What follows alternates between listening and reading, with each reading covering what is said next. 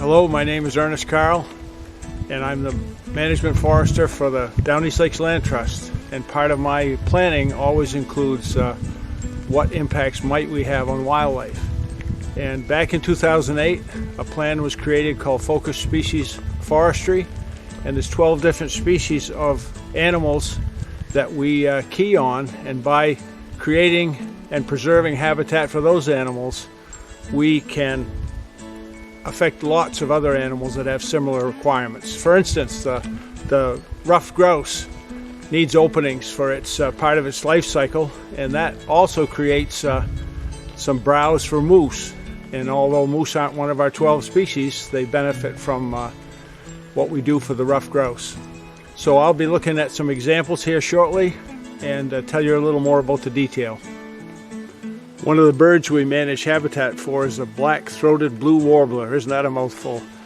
To get the habitat to satisfy that bird, we have to concentrate on mature hardwoods. And what we've got behind me is a crop tree release where we've targeted sugar maple, red oak especially, to leave as trees as much as 20, 30 plus trees per acre. And that's some of the preferred habitat for that bird.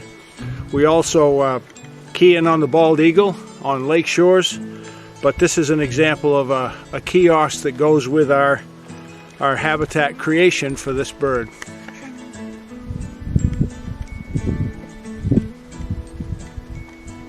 This is an example of one of the patch cuts we've done to benefit ruffed grouse and woodcock. And more than just creating an opening, we leave individual trees standing for perch trees for birds. You can see a big hemlock in the distance here.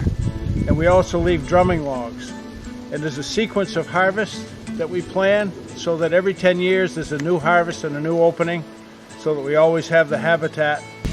This is an example of a birch that has come as part of the early successional growth when you have a new opening. Aspen's another tree that also requires a disturbance. Grows best in open sunlight.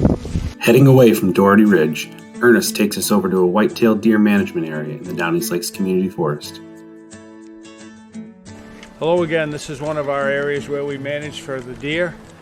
We had three things going on, not only preserving cover like we do in much of our deer management area, but we had a logger that was felling hardwood trees so that the branches could be used by the deer. Also, there's a presence of red oak, one of our mast trees along with beech, that we preserved in this harvest so there would be plenty of acorns in future years. But there's three kinds of deer cover. There's primary, where there's already good cover, 70% or more closure.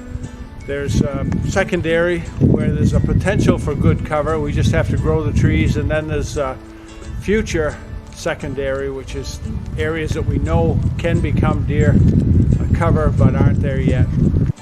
One of our other focus species is snowshoe hare, and it also complements some of what we do with deer yard. Eventually you have old cover and you have to regenerate it, which would create a softwood thicket, heavy softwood habitat, which also benefits the snowshoe hare. Thank you for joining us today, and stay tuned on our social media for more details about how we manage for all of the focus species in our forestry management.